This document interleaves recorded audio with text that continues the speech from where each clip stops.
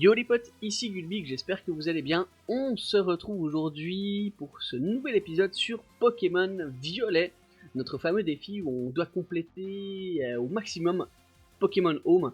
Donc avec toutes les versions sur Nintendo Switch, on a fini du coup l'aventure principale sur Pokémon Violet. Du coup c'est le dernier épisode sur cette aventure. On partira dans les deux prochains ou éventuellement que le prochain. Il faut que je regarde comment je vais monter tout ça sur les DLC. Comme ça vous avez toute l'info. Je voulais juste faire une petite information. Dans cet épisode-là, du coup, j'ai échangé le fameux Coraidon que j'avais dans la version écarlate qui était en japonais, du coup, donc vous allez le voir en japonais, c'est normal, parce que ma version écarlate, elle est en japonais. J'ai aussi importé depuis ma Pokémon Home, du coup, j'ai mis les deux autres starters que j'avais. La version écarlate que j'ai, c'est sur un autre compte où j'ai tous les DLC également, où on va prendre visite dans cette version là pour capturer les Pokémon exclusifs à Pokémon Écarlate. J'ai sur mon propre compte fait une nouvelle partie sur Écarlate où du coup j'ai envoyé les starters, donc les deux qui nous manquaient, donc Chochodile et puis le Quanton je crois, donc le starter de type feu et le starter de type eau, que j'ai envoyé dans cette version là. Alors, du coup il n'y aura pas l'info par rapport au Pokédex, donc j'ai fait ça via la Pokémon Home pour pas qu'on s'embête avec les échanges, et comme ça au moins c'est avec mon nom et c'est en français. C'était ça que je voulais surtout, vu que c'est des Pokémon qu'on va potentiellement utiliser en stratégie. Au moins comme ça, on est bon. Du coup, vous verrez juste la révolution et pas l'ajout dans le Pokédex pour ces deux autres starters. Voilà, dans cet épisode, il y aura pas mal de cinématiques, vous verrez, et puis on va finir en bonté avec l'accomplissement complet de notre petit Pokédex et la réception du charme Chroma. Voilà, on est parti, let's go. Ok, nous voilà partis du coup pour notre grande série d'évolution. On commence là par notre petit Olivini qui va évoluer en Olivado. Alors, tout le début de l'épisode, ça sera que les évolutions parce que j'ai vraiment fait un check au maximum de ce que... il y avait le chat, il y avait plein de personnes qui me donnaient des infos au tout début du jeu pour me faire noter ceux qui n'étaient pas disponibles dans la nature. Et du coup, j'avais tout noté. Puis là, on est vraiment en train de faire les évolutions. Je suis dans la zone du coup au nord où il y avait le membre de la Team Star de type fée, j'ai plus son nom en tête, et j'ai farmé, j'ai mis un petit sandwich pour faire apparaître en masse les Pokémon de type normal, typiquement le Vénard et l'Euphorie qui spawnent en masse, et en faisant du coup mes petites montées de level, mon petit Famignol, il a évolué, il y a toute sa famille qui l'a rejoint, il n'y a pas eu d'animation au Pokédex, donc du coup je vous le montrais quand même comme ça. Ensuite, on va continuer du coup avec le petit Vagomine qui va évoluer en Montracite, exactement. Pokémon charbon de type Roche-Feu. Donc on a vraiment passé, je pense en tout cas, une bonne heure dans cette zone-là à faire évoluer tous les Pokémon qui nous restaient. Donc il y a le petit Condine ici qui va évoluer en Sucrène, qu'on n'a pas trouvé, qui est, malgré plusieurs sources, dont Cerebi, il est censé être disponible à certains endroits dans la nature. Je ne l'ai jamais vu. Je sais pas si c'est normal ou pas, mais bon. Après, ça dépend aussi du climat, il y a plein de conditions. Mais bon, voilà. On a du coup notre Sucrène. On a le Olivado qui va évoluer en Arboliva. C'est un Pokémon... Pokémon Olive, hein, bien sûr, qu'on connaît tous. Plante normale. Ce Pokémon est si fou. Voilà, ensuite on enchaîne. Alors, toujours, hein, franchement, allez dans cette zone-là, si vous voulez farmer la montée de level et l'XP, vous mettez un petit sandwich de niveau 2 de type normal et vous avez vraiment que des Pokémon de type normal, généralement qui spawnent avec de temps en temps des petits Florges. Combattez aussi les petits Florges, moi j'ai mon Cisaiox, je crois qu'il est level assez haut, je crois autour des 80 à ce moment-là, et du coup avec Piste au point il one-shot quasiment tout le monde, hein, que ce soit les Florges, le Vénard, les Euphorie, tout le monde y passe. Et c'est parfait. On a le petit Mesquimon qui évolue en Escroco, le petit Forgella que vous voyez sous les yeux qui évolue en Forgelina, le Pokémon Marteau, Fée Acier qui était notre GOAT dans notre premier let's play qu'on avait fait sur Pokémon Violet. Ensuite, le Tadmorve qui évolue en Gros Tadmorve, ce Pokémon de la première génération qui est absolument, qui n'a aucun sens littéralement. Hein. Pokémon dégueu, voilà pour vous dire à quel point il est éclaté au sol. Ensuite, on a le petit Escroco, du coup, qui va évoluer en Crocorible, je crois. Je mélange à chaque fois Crocodile et Crocorible, mais lui, je crois que c'est Crocorible. Voilà, exactement, Crocorible. Pokémon Intimidation, le Crocodile, c'est l'évolution de K-Minus, le starter haut de la 2G.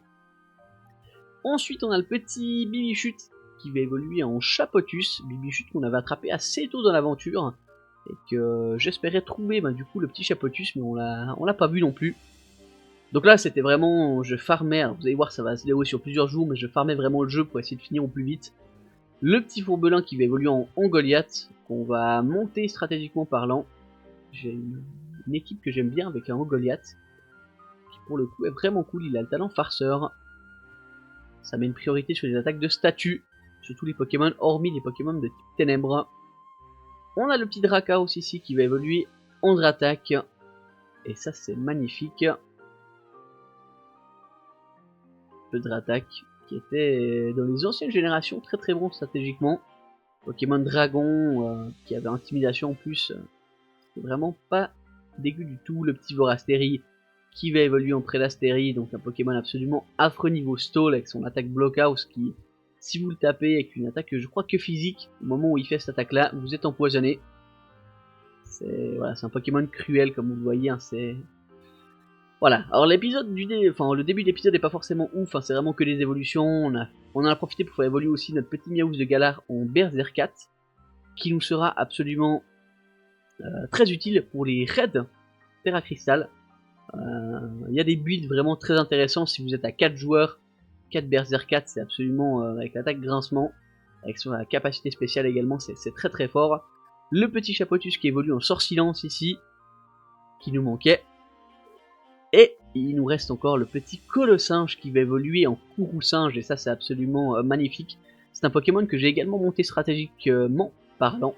Il est vraiment très très fort, avec son attaque signature. C'est un Pokémon singe Furax, très très bon.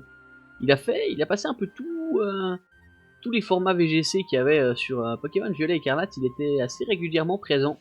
C'est un Pokémon très très bon. Le petit, du coup, ici, pardon, l'Empérois qui évolue en Homme Massacre, qu'on n'avait pas encore. Et là, on aura les Verpommes qui vont évoluer en Dratatin. Normalement, exactement celui-là. J'avais commencé par Dratatin. Donc, que ce soit Gratatin ou l'autre évolution dont j'ai oublié son nom, on va peut-être le voir de suite. Voilà, Pomme Drapi. Les deux évoluent en donnant une pomme, que ce soit acidulée ou je crois sucrée, hein, aux Verpommes. Et du coup, ces pommes-là, elles sont assez facilement trouvables dans le bosquet tagué. Voilà, pardon. C'est des objets cachés au sol. Donc vous y allez avec votre petit Pokémon, vous faites la en avant et il en récupère plusieurs. J'en ai, je crois, 5 ou 6 de chaque. Ensuite, le petit Charbambin qui évolue en Malvalam, ça c'est le Pokémon exclusif à notre version. On a pu du coup récupérer et du coup on a fait évoluer de suite. Ensuite, alors la petite balade où je suis allé faire un check devant les antres, on fait évoluer notre Theffroi en Poltergeist. Alors sachant que j'avais débloqué tous les piliers à ce moment-là et j'étais allé voir parce que je crois la carafe émiettée ou ébréchée, elle se trouve près de l'antre ici, et en fait en allant vers l'antre, le combat s'est lancé tout de suite. Du coup on a vu la cinématique d'entrée avec Dinglu, mais on va pouvoir la récupérer tout à l'heure. Ensuite j'ai fait les échanges, alors comme je le disais en début de vidéo, le petit Coraidon que j'ai pu récupérer de mon autre version, qui est en japonais, du coup le Pokémon est en japonais, mais bon, enfin de mon autre compte, pardon, où toutes mes versions sont en japonais. J'en ai profité pour faire évoluer mon Insécateur en Cisaiox et mon Ramolos en Roigada. Comment j'ai pu faire pour que les évolutions soient ici? J'ai simplement envoyé l'Insécateur avec la Roche Royale et le Ramolos avec la peau métal. J'ai inversé les objets en faisant les échanges en retour, j'ai pu avoir les évolutions ici. Du coup le petit Cisaiox qui s'ajoute et le petit Ramolos qui va évoluer en Roigada, car Roigada a priori n'est pas disponible dans ces versions là. On ajoute tout ça à notre petit Pokédex. C'est parfait, on est bon. Du coup, j'en ai profité pour faire les petits pas avec mon Pomotte pour qu'il évolue en Pomarmotte. Alors c'est 1000 pas avec les mises en avant, c'est pas forcément le plus fun à faire, voilà le petit Pomarmotte. Mais en vrai, si vous avez un Pokémon assez haut level dans une zone, bah, typiquement où il y a les Levenards, etc., et ça va tout seul, il bat tout le monde assez facilement. Ensuite, exceptionnellement, donc ça sera la seule exception qu'il y aura dans ce défi par rapport à ça, on a fait un œuf de Paracool, donc on avait capturé Vigoroth, on a fait un œuf de on avait capturé Vigoroth et Bonaflémy d'ailleurs. Il ne manquait que Paracool, du coup on l'a fait éclore, comme ça, par le biais d'un œuf, comme ça On a pu compléter le Pokédex dans ce sens-là. J'ai vraiment passé, je crois, 2 ou 3 heures pendant un live à essayer de le choper. Je ne l'ai jamais trouvé. Donc voilà, on continue les évolutions. Donc on a le petit 1-6H qui va évoluer en Tronchodon. Donc on est toujours dans la zone, vous voyez, avec les Leforriers et les Levenards dans le fond.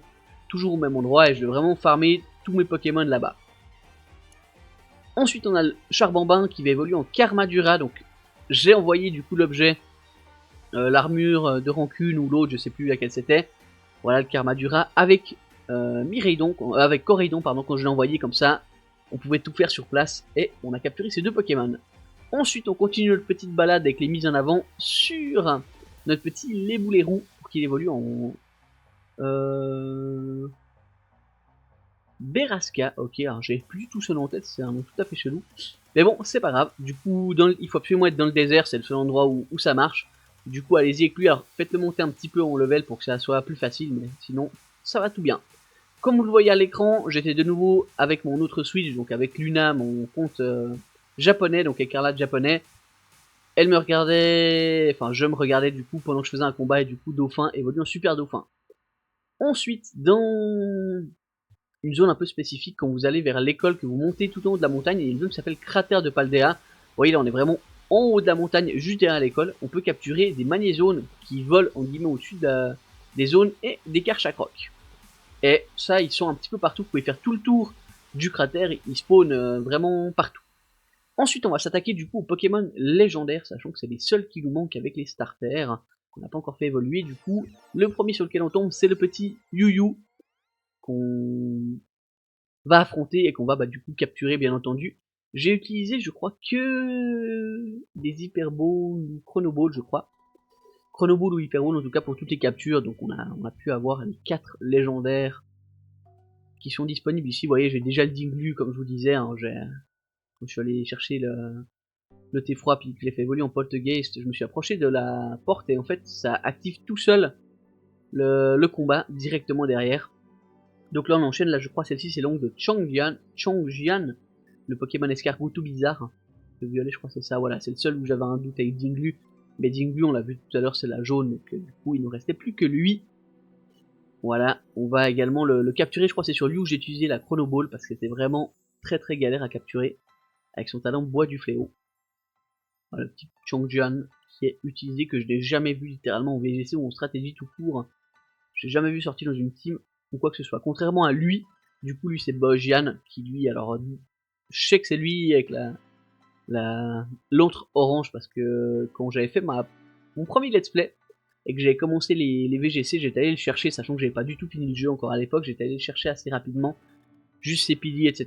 Et c'est un Pokémon qui est vraiment très très bon avec son talent spécifique, je crois c'est l'épée du fléau, qui diminue la défense de tous les Pokémon, alors que ce soit notre allié ou les Pokémon adverses. Voilà, épée du fléau exactement affaiblit la défense de tous les adversaires ou de notre allié.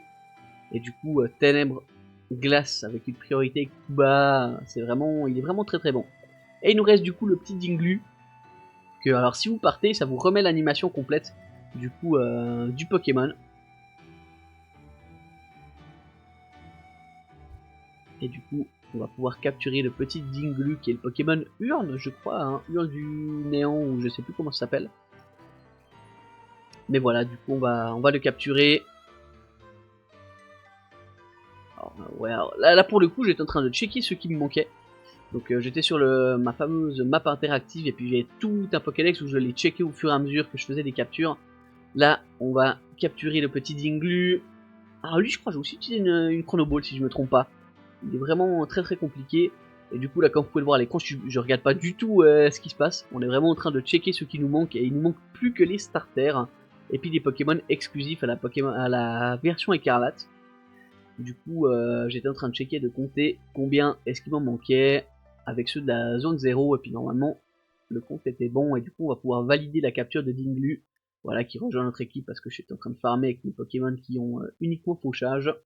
Et voilà, du coup, comme je vous le disais, on a le petit Chochodile ici qu'on va faire évoluer en Choco Grill. Absolument horrible ce Pokémon. Malgré le fait que j'ai un immense respect pour les Pokémon de type feu, il est dégueulasse, hein. Ça ne vaut pas le petit poussage Chad, bien entendu.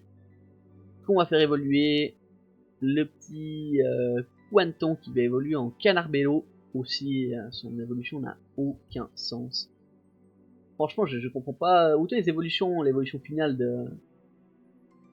du type feu, voilà, Flamigator, elle est stylée. Donc là, le petit crocodile qui évolue en Flamigator, lui, il est pas mal. Mais le petit Canarbello et son évolution, voilà, merci à eux d'être présents dans le jeu. Mais bon, voilà. Du coup, on va encore se faire le petit Canarbello qui évolue en Palmaval. Donc je suis toujours au même endroit avec les Levenins. On fait les petits allers-retours pour faire spawn tout ça. Et puis, on a fini du coup notre Pokédex avec tous les Pokémon capturables dans la région de base. Et il est temps d'aller dans la zone 0.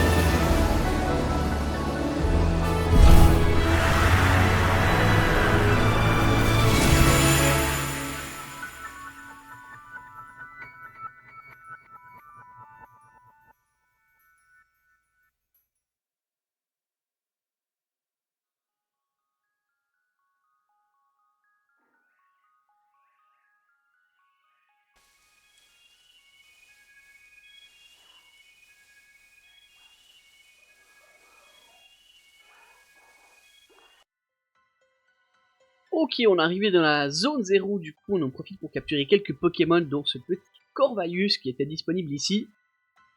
Le petit Gigancel également, on va profiter pour capturer.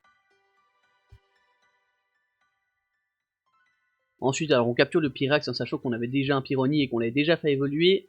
Il y a Tête de Fer qui est disponible dans une petite grotte, alors il est disponible parce qu'il apparaît pas dans le combat final. Et, alors là du coup, je n'avais pas ma voix, mon micro était cut à ce moment-là. Du coup, on va capturer un petit pomme shiny, alors totalement random dans la zone 0. Alors ça faisait longtemps, alors comme je l'ai dit je crois il y a pas si longtemps, je fais beaucoup moins attention aux Pokémon shiny, là j'étais vraiment dans de l'opti pour capturer un maximum de Pokémon, mais on tombe quand même sur ce petit pomme shiny. Voilà. On enchaîne alors du coup avec le petit hôte de fer qu'on avait rencontré du coup en allant valider les différents points de TP dans la zone 0. On trouve aussi un Floréclat un petit peu plus bas, toujours en descendant. On arrive gentiment dans la zone finale, ici avec une magnifique cascade. Alors là aussi je vous laisse la cinématique, je vous mets pas forcément le son, hein, parce que c'est pour je crois 5 ou 6 secondes. Du coup on va continuer, on va encore faire une petite capture d'un 2 Solourdo juste après. Le voilà. Donc forme double, on a également capturé la forme triple en revenant plus tard, je sais plus.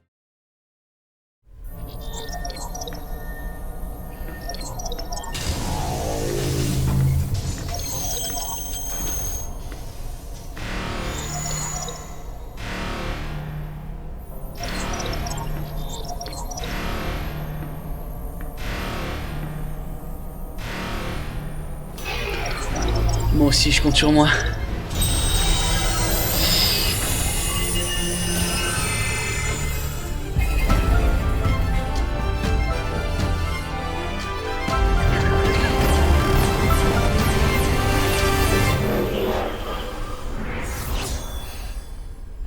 Oh bah ça m'a presque manqué cette fin.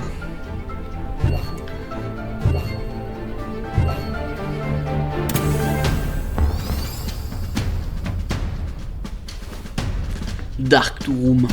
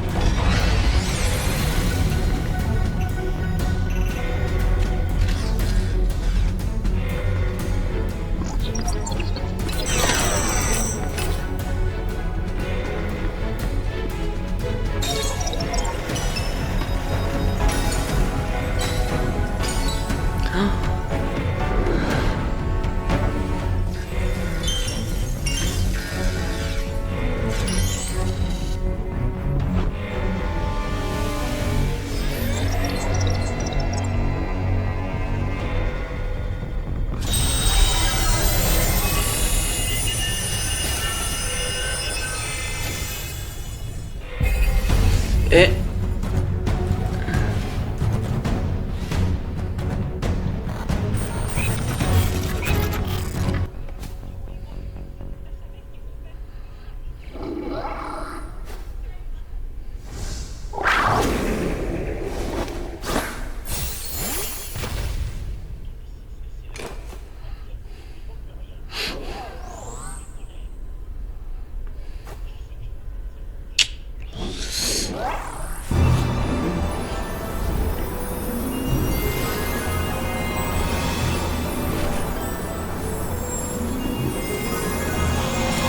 Ah, it's le beau gosse.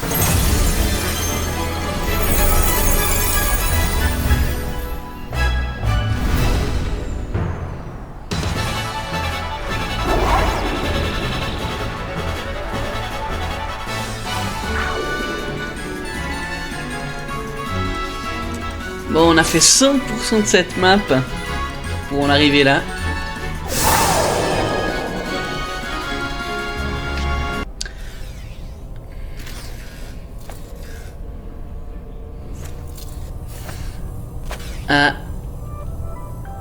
Dieu.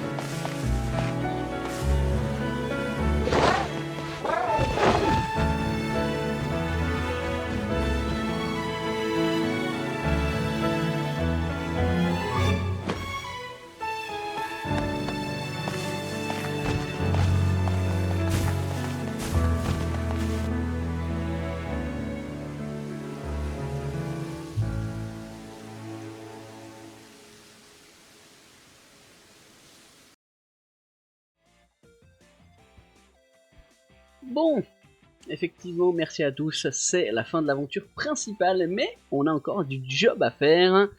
Du coup, après avoir dit salut au professeur Touroum et avoir profité d'un bon moment avec les petits copains, on va aller redéfier du coup Hera, Colza, à la demande d'Alisma. On va se refaire tous les champions qui ont leur team en guillemets définitive.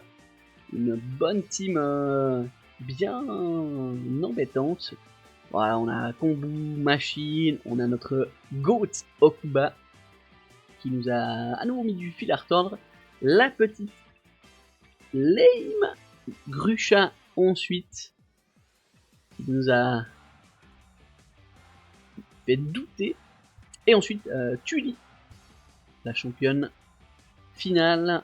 Et après ça, on a droit au fameux tournoi de l'académie où on tombe en one, en ouverture contre Pepper. Ensuite, le professeur Jacques, enfin plutôt l'enseignant Jacques. Et ensuite, Elige, la GOAT Pokémon de type combat, qui a un uniforme que je surkiffe et que j'aimerais bien avoir. Et ensuite, on finit bien sûr hein, le fight final contre Alisma.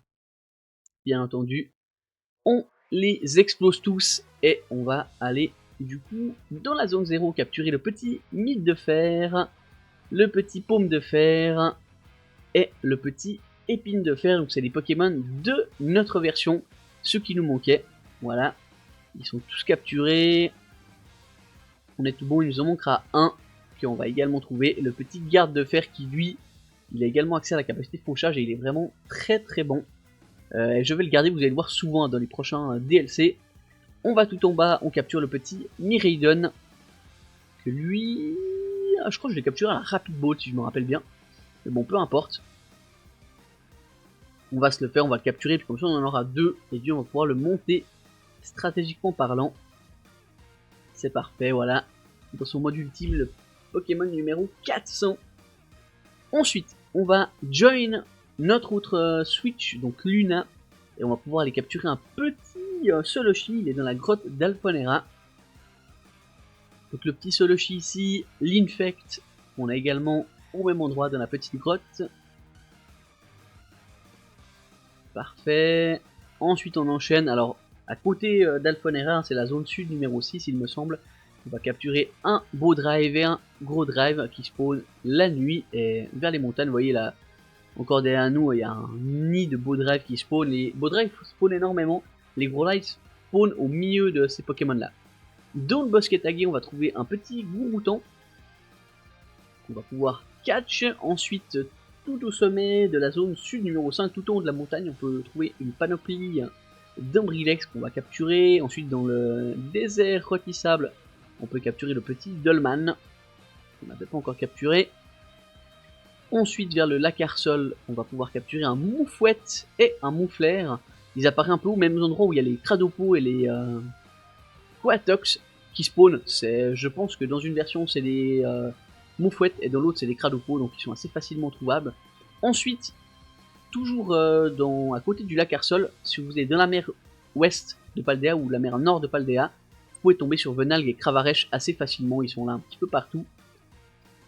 Donc ils sont facilement capturables. Ensuite, on va dans la zone 0, du coup avec toujours la partenaire, donc mon autre Switch qui est là, on va capturer le Hurlequeux, on va capturer le petit Ramp-L également. Donc on va tous les enchaîner, là c'est tous les Pokémon Paradox de l'autre version. On va capturer le petit Pelage Sablé, bien entendu.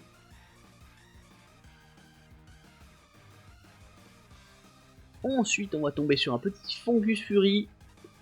On va capturer également. Alors là, en fait, vous avez juste à descendre dans les zones 0, prenant la route normale et vous tombez sur tout le monde. Le petit Rugilune qu'on va pouvoir capturer, qui est dans la même zone où il y a les gardes de fer. Donc le Flotte Mèche, même chose, où il y a le garde de fer dans la petite zone.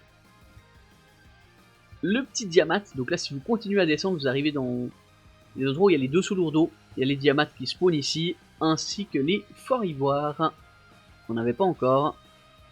Et également les Hôtes de fer, vous pouvez le voir derrière moi. Et du coup, il nous reste 2 Pokémon à faire évoluer. Donc le petit Infect qui va évoluer en Tyrannosif. Donc on va valider de suite. On a 399 Pokémon à ce moment-là. Donc on est toujours dans la zone où il y a tous les Levenards. Hein. Surtout que